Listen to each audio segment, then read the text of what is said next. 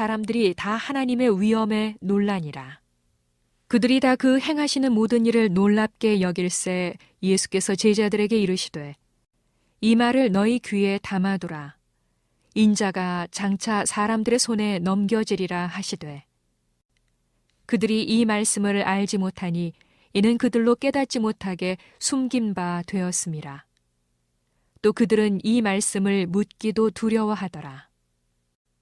제자 중에서 누가 크냐 하는 변론이 일어나니 예수께서 그 마음에 변론하는 것을 아시고 어린아이 하나를 데려다가 자기 곁에 세우시고 그들에게 이르시되 누구든지 내 이름으로 이런 어린아이를 영접하면 곧 나를 영접함이요 또 누구든지 나를 영접하면 곧 나를 보내신 이를 영접함이라. 너희 모든 사람 중에 가장 작은 그가 큰 자니라.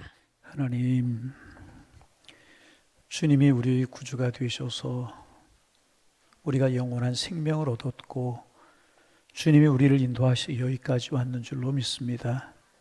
고난, 질고, 풍파, 삶의 어려움이 많은 세대를 앞으로도 우리가 살아갈 것이지만 주님이 크신 은혜로 저희들을 지키실 것을 믿기에 감사하며 주님을 찬양하며 주님을 송축하며 살아가는 삶이 되게 하셔서 우리의 삶에 하나님의 은혜가 드러나며 하나님의 영광이 드러날 수 있도록 축복하여 주옵소서.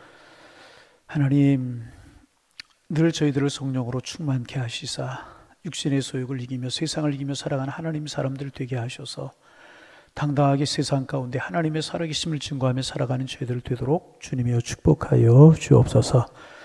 그러게 하나님의 말씀이 소중한데 하나님 말씀 들을 때마다 사모하는 마음으로 듣게 하시고 주님 은혜를 베풀어 주옵소서. 이런 마음으로 주님의 말씀이 우리의 마음을 두게 하셔서 말씀이 저희들을 변화시키고 새롭게 변화시키는 능력으로 다가오게 하셔서 하나님 날마다 우리의 믿음이 진보하고 신앙이 성숙할 수 있도록 축복하여 주옵소서.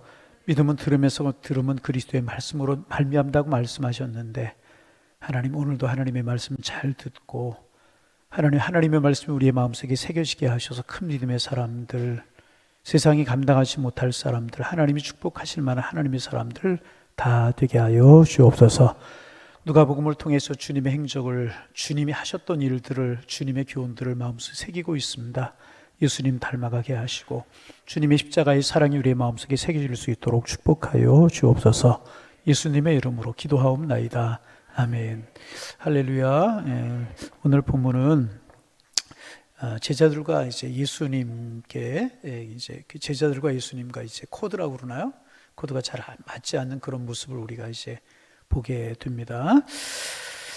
다시 한번 우리가 본문을 보면서 예수님의 제자들이 얼마나 부족한 사람들이었는가 하는 것을 우리가 이제 보게 되고 한 걸음 더 나아가서 그런 모습이 우리의 모습은 아닌가 하는 생각을 하게 되는 것입니다. 여러분, 오늘 본문 앞의 사건을 한번 기억해 보시기를 바랍니다. 이 바로 앞에서 어떤 사건이 있었습니까? 예수님께서 이제 변화산에서 내려오셨어요. 그러자 간질병에 들린, 귀신 들려서 간질병을 앓고 있는 아이를 예수님의 제자들이 고치지 못해 쩔쩔매는 그런 사건이 나와 있고 많은 사람들이 보는 가운데 예수님께서 말씀 한마디로 그 아이를 고치셨습니다. 놀라운 사건이 있었습니다. 그리고 이제 그 앞에는 어떤 사건이 있었습니까? 예수님께서 베드로와 야고보와 요한을 데리고 높은 산으로 올라가셨어요. 이제 변화산에 올라가셔서 기도하는 중에 그 용모가 영광스럽게 변화되시고 엘리야와 모세와 함께 이야기하시는 그런 모습이 보이고 하늘에서 음성이 들려줬어요. 친히 그 음성을 듣는 그런 일이 이제 있었습니다.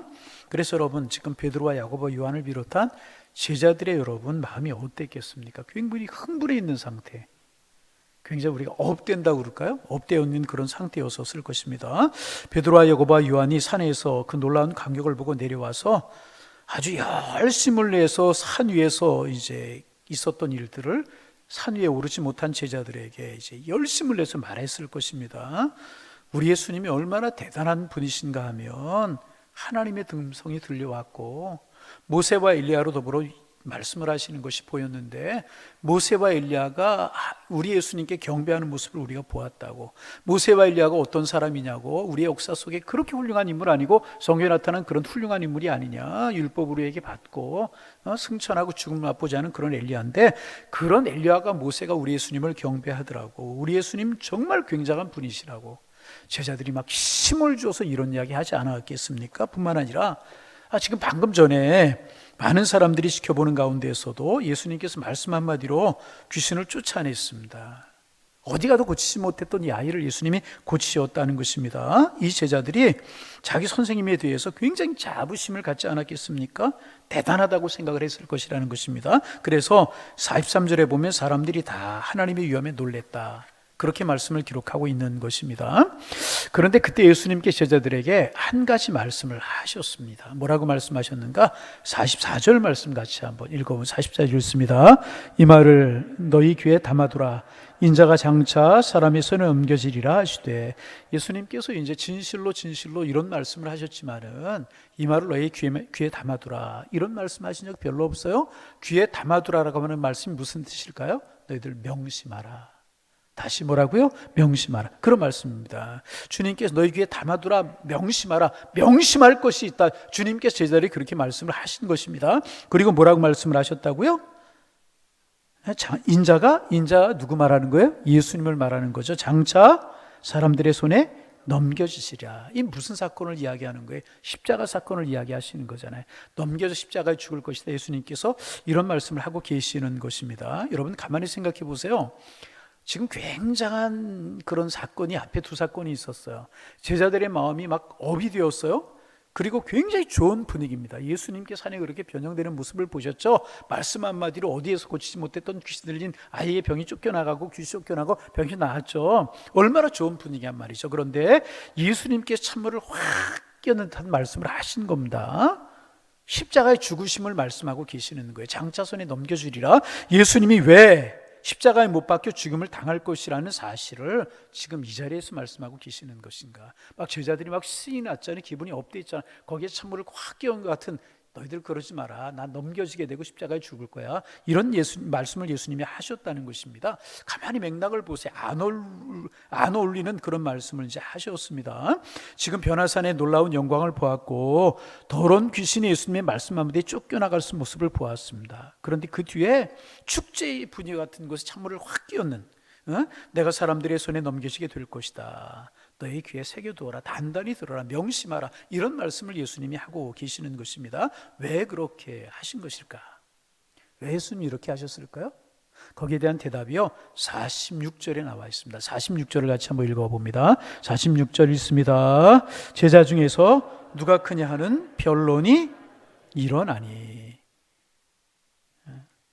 제자들 가운데서 누가 크냐 하는 변론이 일어났다는 거죠. 여러분 이제 예수님께서 제자들 사이에 이런 변론이 일어날 것을 이미 아시고 경계하시기 위해서 예수님께서 이 말씀을 하셨다는 것입니다. 자, 다시 좀 이야기하면 제자들이 와서 좀 속된 표현을 써서 죄송합니다. 입에 거품을 물고 막 이야기하는 거예요. 야, 우리가 믿고 따르는 분 우리 선생님 보통 분이 아니야. 굉장한 분이야. 내 눈으로 똑똑히 보아서 모세와 엘리야도 더불어 말씀하셨는데 그들이 예수님께 엎드려 경배해. 예수님께서 그들에게 경배를 받으셔 그들과 이야기를 해. 응? 경배가 뭐야? 그들이 엎드려 꼼짝도 못하더라. 굉장히 점점 과장해서 이야기를 하지 않았겠습니까? 그리고 예수님의 말씀 한마디로 귀신을 쫓겨내는 이런 일들을 그게 보았단 말이죠. 그리고 그 말에 제자들의 마음이 굉장히 흥분되어 있었을 것이란 말이에요. 다시 우리로 말하면 이런 겁니다. 야, 이제 우리 굉장한 사람들이 되겠구나. 우리가 대단히 선택을 잘한 사람들이야. 우리가 굉장한 분을 쫓아다니고 있는 거구나. 그러니까 이분이 산에서 내려오셔서 귀신 들린 아이에게서 귀신을 그저 한 방으로 쫓아내는 것을 보니까 제자들 사이에 어떤 마음이 여러분 들었겠습니까? 됐구나. 이제 우리가 한자리하게 생겼구나. 그런 생각이 제자들의 마음속에 들기 시작을 했다는 것입니다. 갈릴리 저 촌구석에서 태어나서 초등학교 문턱에도 가보지 못하고 온갖 멸시와 천대를 받으면서 이제까지 살아왔는데 이제 내가 선생님 하나 잘 만나서 최소한 장관 자리는 하나 되게 하게 생겼구나. 장관에 머무를 수 없지. 이왕이면 부총리 정도는 해야지. 아니야, 국무총리 정도는 해야 되고 국회의장을 해야지. 이런 마음, 우리로 말하면 이런 마음이 제자들의 마음속에 들게 되었다는 것입니다. 그래서 예수님께서는 변화산의 영광과 귀신을 쫓아내는 권세를 본 그들에게 예수님의 죽음 이야기를 하고 계시는 것이라는, 너희들 오해하지 마. 너희들 절대로 딴 생각하지 마. 지금 내가 세상에 온 목적은 그렇게 정치적인 메시아가 되어서 로마를 몰아내고 내가 왕이 되고 너희들 국무총리, 뭐 부총리 이런 거 시키기 위해서 내가 온 것 아니야. 너희들 착각하지 마. 며칠 있으면 내가 죽게 될 거야. 온 인류의 죄를 지고 죽을 거야. 그러니 너희들을 속된 말로 이야기하면 헛물키지 마. 예수님께 지금 이 이야기를 하고 계시는 것입니다. 사람들 손에 넘겨 죽을 것이라고 하는 말씀을 예수님께서 이제 하신 것이라는 것입니다. 그런데 예수님의 제자들이요, 이 말씀의 뜻을 알지 못했어요. 그리고 두려워해서 묻지도 못했다. 그렇게 이야기하지 않습니까? 왜? 자기들의 꿈이 깨어질까 봐. 자기들의 꿈이 깨어질까 봐. 그럼 이들의 꿈은 무엇이었습니까? 46절, 누가 크냐 하는 거예요. 누가 크냐. 예수님이 이제 이 행하시는 거 보고 모세 엘리야 더불어 말씀하시고 귀신을 말씀하면서 쫓아내고 이러는 걸 보면 예수님께 틀림없이 대단한 분이 되시고 이 나라의 메시아가 되실 것인데, 이 나라의 왕이 되실 것인데, 그때 우리가 누가 크냐, 누가 영의정하고 누가 자의정하고 누가 정승판수하겠느냐, 응? 이런 마음으로 그들이 들떠 있었다는 것입니다. 누가 극회원하고 도지사하냐, 이런 마음. 예수님께 잘 보이면 그렇게 될 것 같으니까 그 누가 크냐, 이런 것으로 그들에게 다툼과 변론이 일어나고 있었다는 것입니다. 예수님께서는 그것을 아신 것입니다. 예수님의 제자들이 예수님의 큰 행하시는 능력을 보고 이것을 세상에 왕국을 세우는 일로 착각할까 봐 예수님께서는 너희들 분명히 들어라, 귀에 새겨 들어라. 멸절되지 않아서 내가 인자가 사람들의 손에 넘겨지리라, 그리고 죽으리라. 이 말씀을 예수님께서 하고 계시는 것이라. 여러분, 제자들이 예수님이 하시는 말씀 알아들었을까요? 못 알아들었을까요? 못 알아들었어요. 그리고 이것을 묻기도 두려워하더라. 그렇게 이야기. 왜 두려워했을까요? 반복하지만 그들의 꿈이 깨어질까 봐. 꿈이 깨어질까 봐. 여러분, 진정한 용기는요, 진실을 직시할 수 있어야 그것이 진정한 용기가 되는 것이라. 다시, 진정한 용기는 뭐예요? 진실을 직시할 수 있어야 진정한 용기가 되는 것입니다. 많은 경우 용기가 없어서요, 진실을 받아들이지 못하는 경우가 참 많이 있어요. 여러분, 이제 목사이기 때문에 뭐 병원에도 많이 가고 장례식장도 많이 가고 또 환자들을 위해서도 많이 이제 기도하고 이제 그래요. 오래전의 일입니다. 어떤 분이 암이라고 하는 판정을 받았어요. 무슨 판정? 암이라고. 여러분, 암이라고 하는 판정을 받으면 사람의 마음이 어떨까요? 여러분, 아무리 믿음이 좋은 사람일지라도요, 암이라고 그러면 거의가 반쯤은 죽습니다. 여러분, 반쯤은 죽는다는 이야기 잘 들으셔야 됩니다. 암이라고 하는 이야기를 들으면 거의 반쯤이 정신이 나가버리고 말아요. 의술이 많이 발달됐다고 하지만 아직 암이 정복되지 못하고 있지 않습니까? 그래서 대부분 암 환자들이 암이라고 그러면 거의 반쯤은 죽어요. 그분이 목사님이든 그분이 장로님이든 그분이 권사님이든 아무리 믿음이 좋은 사람일지라 당신 암입니다 그러면 그래 버리고 말아요.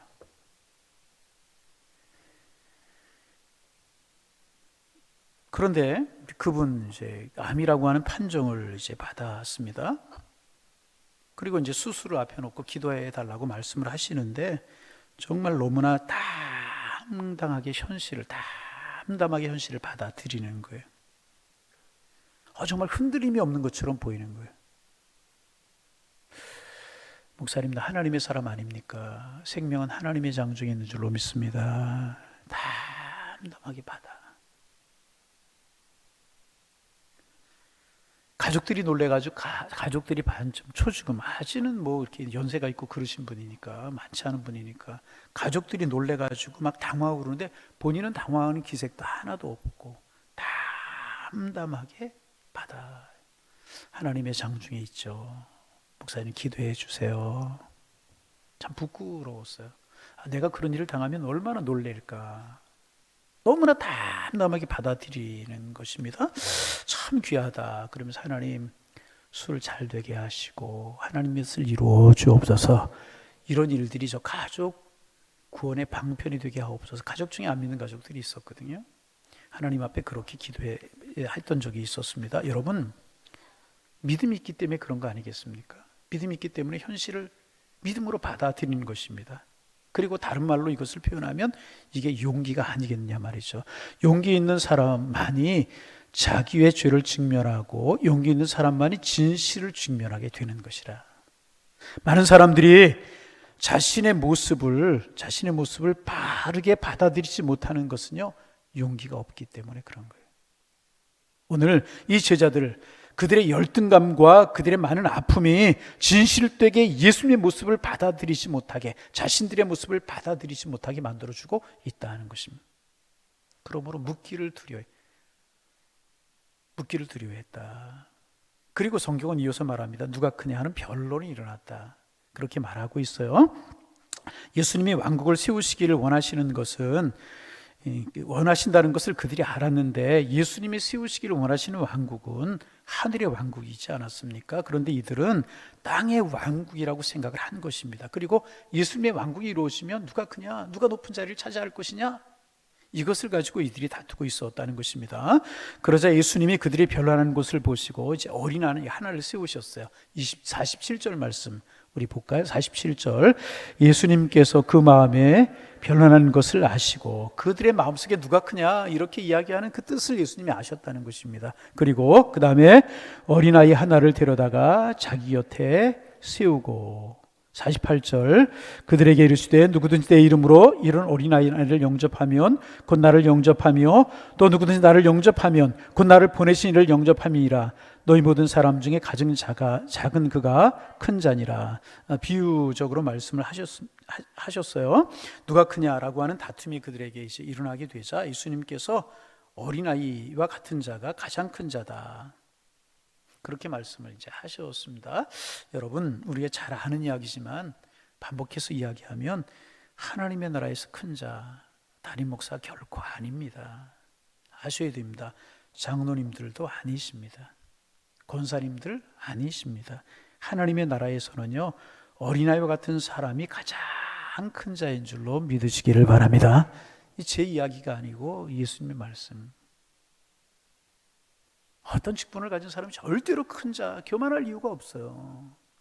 여러분, 비록 이 세상에서는 제가 여러분들 지금 조금 높은 자리에서 말씀을 전하잖아요. 장로님이 사명을 가졌기에 사람들이 알아주기도 하고 존경을 받기도 합니다. 그러나 하나님의 나라에서는 절대로 그렇지 않다. 여러분, 이 사실 아셔야 됩니다.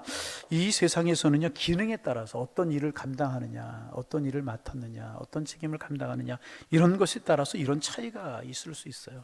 목사, 장로, 권사, 이런 차이가 있을 수 있다는 것입니다. 그러나 하나님의 나라에서는요, 예수님이 말씀하신 것처럼 어린아이와 같아야 된다는. 그리고 예수님께서 실물 교육을 하시기 위해서 어린아이를 데려다가 예수님 곁에 세우셨어요. 가만히 한번 생각해 보세요. 예수님이 계시고 제자들이 있어요. 누가 크냐 변론이 그들에게 일어났어요. 누가 국무총리하고 영장하고 좌회정할 것이냐.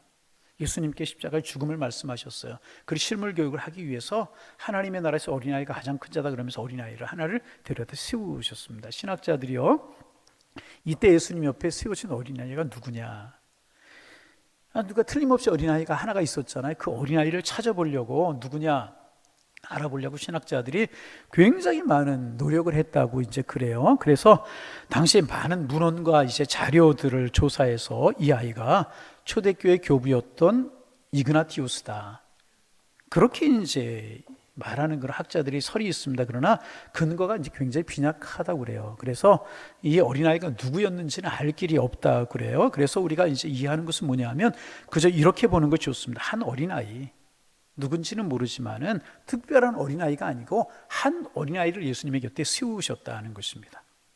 그러면서 이런 어린아이와 같지 않으면, 꼭 요 아이 같다 그런 이야기가 아니라 이런 어린아이와 같지 않으면 하나님의 나라에 들어갈 수 없다. 하나님에서 큰 자가 이 어린아이다. 예수님께서 그렇게 말씀을 하신 것입니다.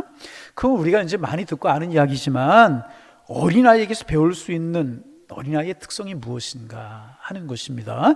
여러분, 우리가 이제 어린아이 같아져야 된다. 예수님께서 어린아이 같아져야 된다고 말씀을 하셨잖아요. 그러면 어떤 모습이 어린아이와 같아져야 된다는 것인가? 외모적으로 어린아이를 닮으라는, 그래서 이제 연지견지도 하고 뭐 옷도 어린아이처럼 입고 신발도 좀 그렇게 신고 리본도 달고 다니고 뭐 그러한 이야기겠습니까? 그런 거 아니라고 하는 거 여러분 아실 것입니다. 그러면 어린아이와 같아져야 된다라고 하는 말이 무슨 뜻이겠습니까? 그것은요, 어린아이와 같은 성품을 가져야 된다는, 다시 무엇? 성품이 어린아이와 같아져야 된다. 그러면 어린아이들, 응? 어린아이와 같은 성품이 어떤 것이겠습니까? 여러 가지를 이야기할 수 있지만 몇 가지만 이야기하면, 첫째는 뭐냐면 단순함이라는 거예요. 뭐라고요? 단순함. 여러분, 어린아이들은 참 단순해. 생각이 복잡하지 않아요. 왜 세상살이가 힘들어요? 너무나 복잡하게 생각하기 때문에 그렇지 않습니까? 어린아이들은 참 단순해서요, 어른들이 말하면 곧대로 듣습니다. 어린아이들 그렇잖아요. 그래서 어린아이들이 유괴를 많이 당하고 납치도 많이 당하고, 이제 그런 이유가 뭐냐 하면, 어떤 사람이 와서, 낯선 사람이 와가지고 너 엄마가 너 데리고 오래. 그러면 그 사실 그대로 믿고 따라가잖아요. 그러다가 유괴를 당하지 않습니까? 왜 그래요? 단순하기 때문에 이제 그렇습니다. 아이들은 참 단순합니다. 여러분, 누가 하나님 앞에서 귀하게 여김을 받고 칭찬을 받는 사람이 되는 건가? 단순하게 예수 믿는 사람이 칭찬받고, 여러분, 하나님이 귀히 여기는 사람이 된다는 것입니다. 여러분, 조금 죄송한 이야기지만 우리 예수 믿고 신앙생활하는 성도님들 중에 꼬인 사람들이 많이 있어요. 어떤 사람? 꼬인 사람. 한 번 꼬인 것이 아니라 3-4번쯤 꼬인 사람이.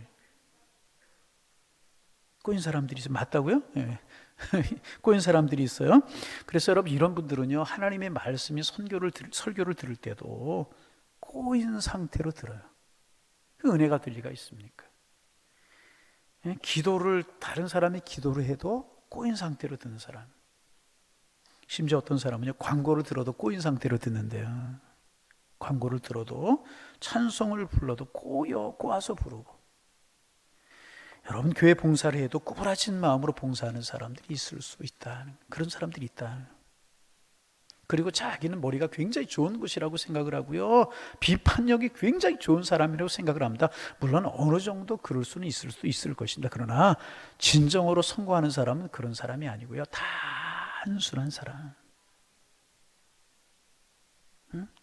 단순하게 사고하고 단순하게 행동하고 단순하게 행하는 이런 사람이 더 진실에 가까워질 수 있다는 사실을 여러분 기억하셔야 될 것이라. 사탄이 하는 일이 뭔지 아세요? 자꾸 우리의 마음을 꼬부라지게 만드는, 자꾸 사탄이 우리의 마음을 오염시키는 것이, 순수하지 못하고 단순하지 못하게 만든다는 거예요. 여러분, 주님의 이름으로 부탁합니다. 단순하게 신앙생활하는 게 복입니다. 단순하게 신앙생활 하시기를 바랍니다. 단순한 마음을 가지고 하나님의 말씀을 들으실 수 있기를 바랍니다. 단순한 마음 가지고 봉사하고, 단순한 마음 가지고 하나님을 섬기고, 단순한 마음으로 신앙생활하는 게 중요한 것이에요. 예수님이 단순한 마음을 말씀하고 계시는 것입니다. 두 번째 어린아이의 특성은 뭘까요? 여러분, 어린아이의 특성은 두 번째가 뭐겠습니까? 둘째는 뭐냐 하면 순수함이라는 거예요. 뭐라고요? 때가 묻지 않았다는 거죠. 순수하다는 거. 때가 묻지 않았어요. 때묻지 않은 마음으로 사물을 바라보고요, 때묻지 않은 마음으로 어떤 일을 이뤄나가면, 이게 어린아이의 특성이에요. 정말 순수하지. 때가 묻지 않아. 얼마나 순수해요. 그래서 여러분, 우리는 순수함을 잃지 않고 순수함을 간직하기 위해서 늘 우리와 내 자신과 싸워야 되는 거예요. 하나님, 순수하게 하옵소서, 정결하게 하옵소서. 내 마음을 늘 정결하게 깨끗이 순수하게 갖고 나가야 된다는 것입니다. 여러분, 나도 모르게 자꾸 내 마음에 더러운 것이 끼일 수 있다는 거죠. 신앙인답지 못하는 것이 끼일 수 있고, 자꾸만 이상한 것들이 하나님과 내 사이를 가로막아가지고 신앙생활인지 아닌지 모를 때가 참 많아요. 비본질적인 것들이 자꾸 끼어가지고, 좀 비본적인 것들을 제해버리고 좀 본질적인 것 붙들고 신앙생활을 해야 되니 그렇지 못할 때가 참 많다는 것입니다. 여러분, 좀 순수하게 사고하고 순수하게 우리 믿음의 길을 걸어갈 수 있는, 순수하게 볼 수 있는 하나님의 사람들 되기를 소망합니다. 전에도 한번 그런 말씀 드렸죠. 어떤 분이 집안에 들어가니까, 저녁에 들어간 집안이 컴컴하더라는 거예요. 집안에 있으면 이제까지 불도 못 켜고 뭐 했느냐고. 소리 지를 때 아이가 아빠 불 켰는데요? 물을 붓을 켰는데 이렇게 집안이 깜깜해? 그리고 보니까 자기 눈에 선글라스를 그대로 끼고 있더라고요. 여러분, 다른 사람이 잘못되고 어떤 교회 제도가 잘못된 게 아니고요, 내가 순수하게 보지 못하게 내가 은혜가 되지 못할 때가 참 많다는 사실을 기억하고요, 하나님 앞에서 좀 순수할 수 있기 위해서 싸우고 기도하고 말씀으로 나를 정화해 가는 작업이 필요하다. 이러고 저러고 이러고 그러지 말고 좀 순수하게 하나님 앞에 서 있는 순수한 어린아이의 그런 모습으로 믿음 생활하는 게 참 중요해요. 바라기는 우리 양일교회 성도님들 다 이런 순수한 모습으로 신앙생활해가는 하나님의 사람들 되시기를 주님의 이름으로 축원합니다. 세 번째 어린아이들의 특징이 뭘까요? 세 번째 어린아이들의 특징이 뭐냐 하면 수용성이래. 수용성이 뭐예요? 잘 받아. 여러분, 스펀지 같은 데 물을 부으면 그대로 이게 수용성이라고 하는 것 아닙니까? 어린아이들은요, 쉽게 모든 것을 받아들인다는 것입니다. 어른들은 계산이 참 많아. 이것저것 계산하고 따지고 나에게 유익이 되고 내 손해가 되고 뭐 이게 어떻게 이런 계산이 너무너무 쓸데없이 많을 때가 있다는 거지. 그 어린아이들은 그렇지 않아. 그대로 수용한다. 응? 계산이 많기 때문에 어떤 사실을 그대로 받아들이기가 힘들 때가 참 많다는 것입니다. 그리고 자기가 많이 아는 것처럼 생각합니다. 그러나 어린아이는요, 열린 마음으로 받아들여요. 수용성. 푸근하게 받아들이고 그대로 받아들이고 순수하게 받아들인다는. 그런가 하면 하나만 더 들라고 하면 어린아이들은 겸손하다는 거죠. 꿈이 없기 때문에 겸손할 수 있단 말이죠. 여러분, 아이들이 교만하고 자기를 높이려고 하는 거 여러분 보셨습니까? 그렇잖아요. 자, 어린아이들의 특징이 뭐라고요? 첫째가 뭐라고요? 4개쯤 이야기하면 첫 번째 입으로 볼 수 있어요. 첫째가 단순함, 두 번째가 순수함, 세 번째가 수용성. 푹 받아들여요. 여러분, 너무나 복잡하게 세상 살지 말고요, 좀 순수하게, 단순하게, 수용성을 가지고 겸손하게 그렇게 좀 살아갈 필요가 있습니다. 그래서 어린아이들은요, 자기 스스로를 아이라고 인정을 합니다. 그러나 아이와 같은 어른들은요, 자신이 아이와 같다는 사실을 인정하지 않아요. 자신이 실력이 없다는 사실을, 자기가 실수할 수 있다는 사실을 인정하지 않습니다. 그리고 자신의 부족함을 배워서 채우려고 하지 않다는 것입니다. 어리석은요. 그러기에 예수님께서는 누가 크냐라고 하는 문제를 가지고 다투는 제자들을 향하여서 먼저 너희가 어린아이와 같은 심령을 가져야 된다고 말씀하고 계시는 것이라.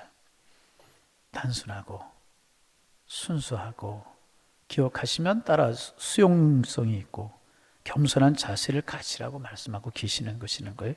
그리고 예수님께서는 계속해서 말씀하십니다. 48절 다시 한번 좀 읽어봅니다. 그에게 이르시되 내 이름으로 이런 어린아이를 영접하면 나를 영접하며 또 누구든지 나를 영접하면 곧 나를 보내신 이를 영접함이라. 너희 모든 사람 중에 가장 작은 그가 큰 자니라. 한 영혼의 소중함을 말씀하고 계시는 거죠.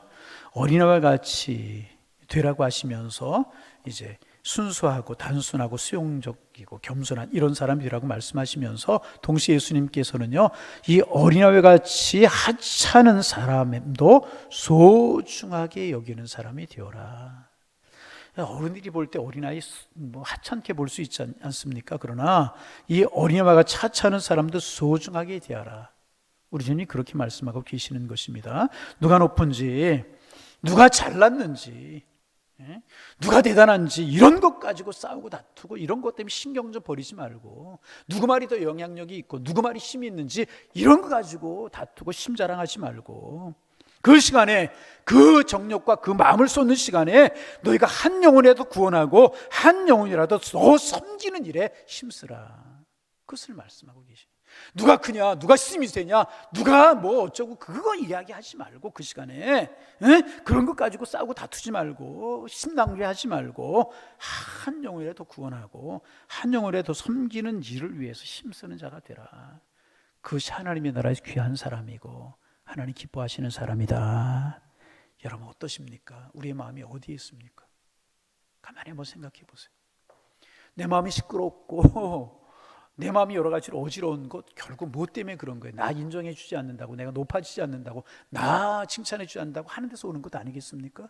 결국은 그 마음은 뭐예요? 다른 바꿔 이야기하면 내가 큰데 나 인정해 주지 않고 내가 잘하는데 인정해 주지 않는다는 그 마음은 아니겠느냐 말이죠. 주님 그렇게 하지 말라는 거예요. 그런 것 가지고 헛된 시간 낭비하지 말고 다투지 말고 그 시간에 주님이 사랑하시는 한 영혼, 주님이 귀하게 여기시는 한 영혼 구원하고 한 영혼 섬기는 일에 열심을 품어라. 주님이 그렇게 말씀하고 계시네요. 여러분, 우리 한길교회 성도님들 다 그렇게 되실 수 있기를 주님의 이름으로 축원합니다. 헛된 일 가지고 자꾸 우리 마음 쓰고 마음 상하고 시험에 들고, 여러분 그렇잖아. 시험에 드는 일들을 보면 대부분 아무것도 아닌 일들이잖아요. 별거 아닌 일들.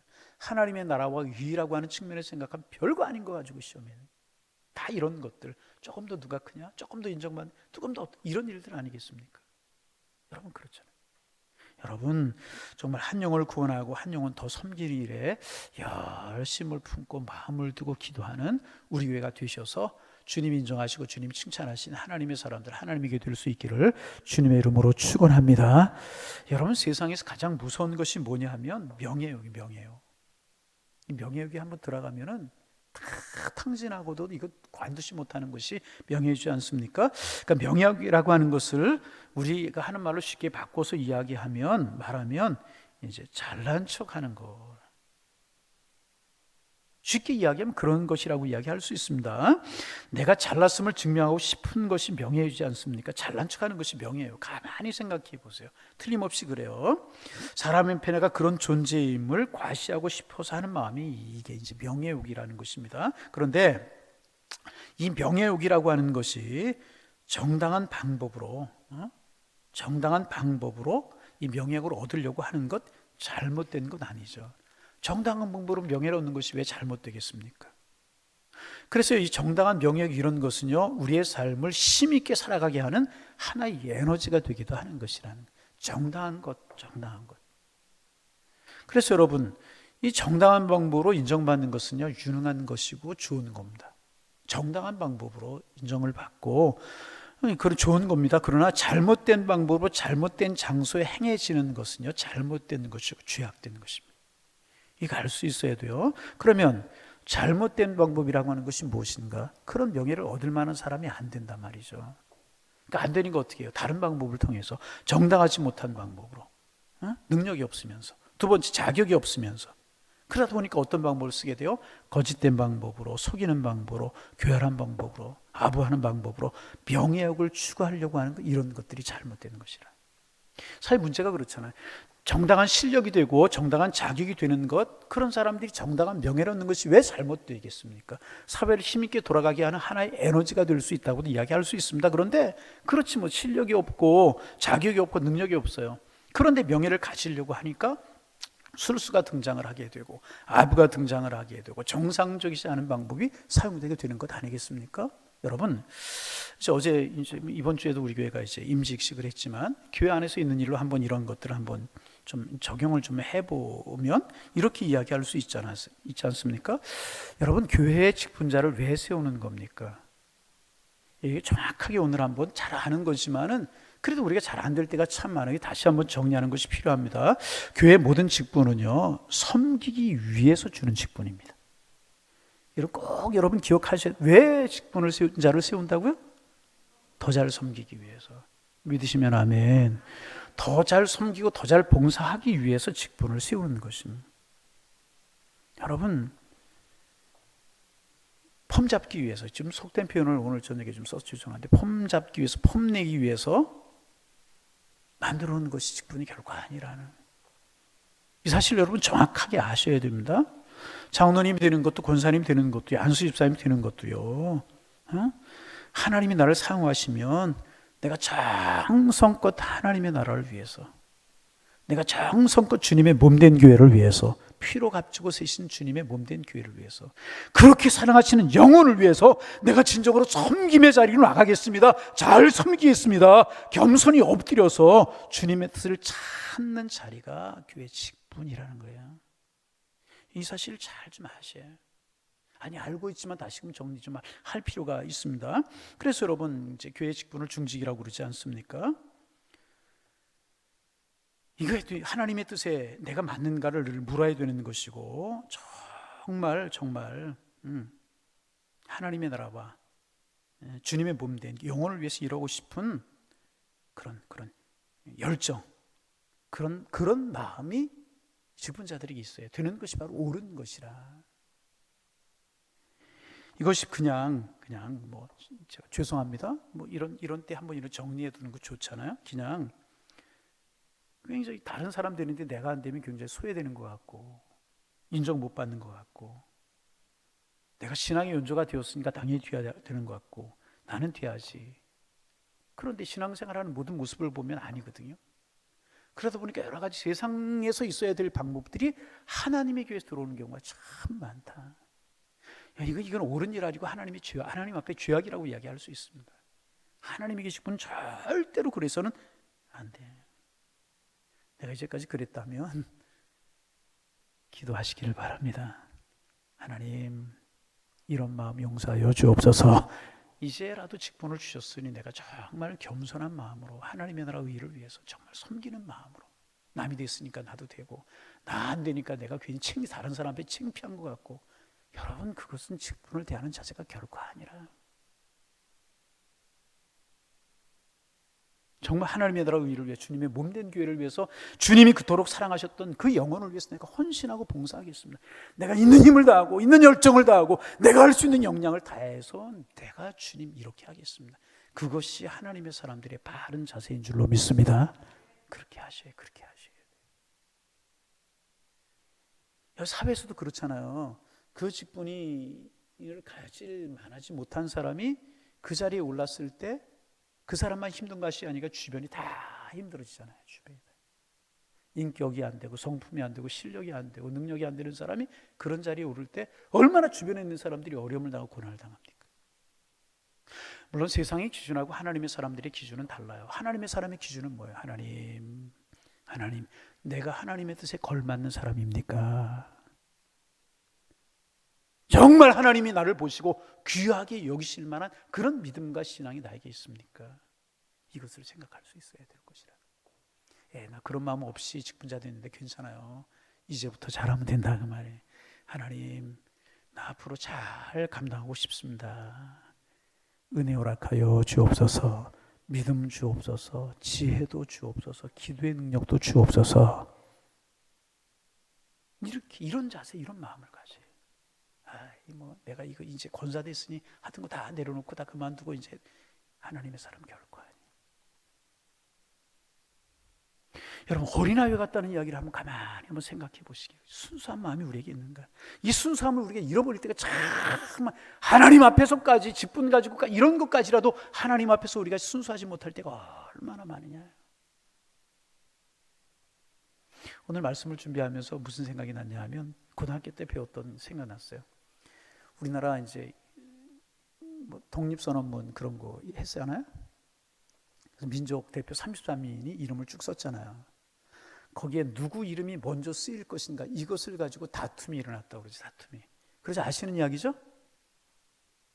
이럴 때는 모르는 척 하느라 그때 한 분이 그런 이야기, 어느 분이 그런 이야기 했더니 이 순서가 죽는 순서입니다. 무슨 순서? 죽는 순서. 여러분, 우리 직분이라는 것도 그렇게 생각해요. 목사가 더 많이 죽어지고 하나님 앞에서 장로님들 더 많이 죽어지고 권사님들 더 많이 죽어지고. 왜 아멘을 안 하시는 거예요? 오늘 권사님들 많이 나오신 것 같은데. 권사가 더 많이 죽어지고. 내가 하나님의 나라와 주님의 몸된 교회를 더 많이 죽어지겠습니다. 그래서 내가 직분을 나 안 되면 그냥 참 그래서 마음 아픈 이야기 많이 들려. 이번에 직분자 안 되면 나 교회 떠난다 이런 얘기. 이거 하나님 앞에 죄악인 줄로 여러분 아셔야 돼요. 내가 이번에 교회 직분자 안 되면 내 교회 떠난다. 그거 하나님 앞에 죄악인 줄로 아셔야 됩니다. 죄악입니다, 여러분. 앞으로라도 실수라도 그런 얘기하면 안 돼. 그렇잖아. 하나님 주시면 감사함으로 힘과 능력과 정성과 지혜와 열심과 물질을 다해서 주님 섬기겠습니다. 이게 바른 자세지. 그러다가 만약에 안 됐어요. 하나님의 뜻을 기다리며 겸허하게 더 기도하며 준비하겠습니다. 이게 하나님의 뜻이죠. 이게 하나님의 사람이고 하나님의 마음이죠. 그래 여러분 아니겠습니까? 이런 것이 어린아이 같은 마음이라. 단순하고 순수하고 겸손하고, 이게 어린아이 같은 마음이란 말이죠. 아멘. 할렐루야. 우리 한번 잘 생각해 보자. 하나님 앞에서 여러분, 이 교회가 세상을 선도해야 되는데 세상적인 방법, 교회 안에 들어와서 교회도 이렇게 된 거 우리는 회개할 수 있고 마음 아파할 수 있고 이제라도 우리의 마음을 새롭게 할 수 있어야 될 것이라. 또 어떤 사람들 교회에서 직분이 주어졌어요. 그러면 못하겠다고 안 하겠다고 또 난리치는 사람이 있어요. 그것도 잘못이, 그것도 죄악입니다. 하나님, 나 같은 사람 귀하게 여기셔서 이 직분 주셨는데 하나님, 나 감당할 수 있는 지혜가 없습니다. 능력이 없습니다. 하나님, 지혜 주옵소서, 능력 주옵소서, 하나님 앞에 신실한 종 되게 하여 주옵소서, 하나님 마음에 합한 종 되게 하옵소서, 감당하겠습니다. 은혜를 주. 이게 바람직한 자세. 아멘. 이게 하나님의 사람의 자세 아니겠습니까? 여러분, 참 내가 주님의 몸된 교회를 섬기는 목사인데, 장로입니다. 주님, 어찌 주님의 몸된 교회에서 목사님을 도와서 교회를 섬길 수 있는 일을 감당할 수 있겠습니까? 나는 할 수 없지만 주님이 지혜 주시면 할 수 있습니다. 능력 주시면 할 수 있습니다. 하나님 잘하게 하여 주옵소서. 헌사의 직분, 한수집사의 직분도 목사의 직분 그렇게 하게 하여, 이게 마땅히 하나님의 사람들이 가져야 될 자세. 아멘. 이게 하나님의 직분이죠. 이게 하나님. 여러분, 가만히 한번 이 말씀 한번 생각해요. 이게 순수한 마음이고요, 이게 어린아이 같은 마음이고, 이게 단순한 마음이라. 하나님께서는 그런 마음으로 하나님을 향해 봉사하는 하나님의 사람들을 찾고 계시다. 이게 마땅한 일이라. 이게 마땅한 일. 여러분, 이제까지 잘 모르셔서 그랬다면 앞으로는 절대로 우리에게 그런 사람들 없기를 바랍니다. 그런 사람, 나 이거 안 하면 교회, 이게 하나님의 사람이 할 일이 아니라. 절대로 하나님의 사람들이 할 일이 아니라. 어린아이가 그래요? 그렇지 않잖아요.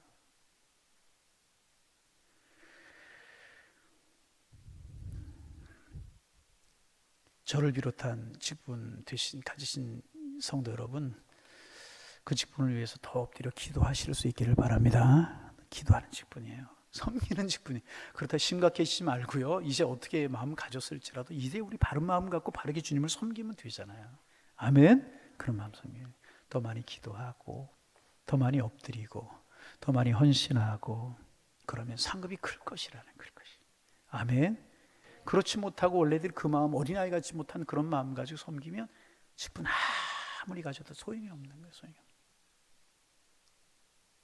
아니 권사님들, 장로님들, 목사 이런 분들만 해당하는 것이 아니라 우리 모두가 다 그렇다는, 우리 모두가 다 어린이와 같은 마음, 정말 단순하고 순수하고 낮아지고 겸손하고, 그래서 주님의 뜻을 구하는 것, 그것이 하나님의 사람들의 마땅한 자세인 줄로 믿습니다. 우리 교회 이번에 이제 참 우리 교회 직분 이렇게 임직식에 다녀가시면 사람들이 좋은 이야기 참 많이 해요. 제가 지난 주일날 우리 교회 축하하러 오셨던 어느 목사님도 저녁 식사하고 가셨는데, 그냥 가셨어요. 우리 저녁에 사모님과 같이 오셨는데 식사를 안 하고 가신 거예요. 그래서 제가 저녁에 전화를 했어요. 어떻게 식사 못 하시고 그냥 갔느냐고 그랬더니 사람들이 많은 것 같아가지고 살짝 빠져나왔다고 그러시더라고요. 그래서 이 식사 좀 하고 가셨느냐고 이제 그러면서 이런 얘기 저런 얘기 하다가, 목사님 참 임직식이 은혜로웠습니다. 그 임직식이 다 똑같지 뭐 다릅니까? 그랬더니 목사님, 이어서 하시는 말씀, 목사님 이제 안수기도 할 때 기도문을 적어서 가지고 하시는 것 같은데 그 기도문 좀 보내주실 수 없습니까? 메일로. 목사님 그런 거 다 연식세에 있는 거고 다 그런 거예요. 그랬더니 목사님 아니에요, 달라요. 다른 교회하고 달라요. 임직식도 다르던데요. 참 은혜롭던데요.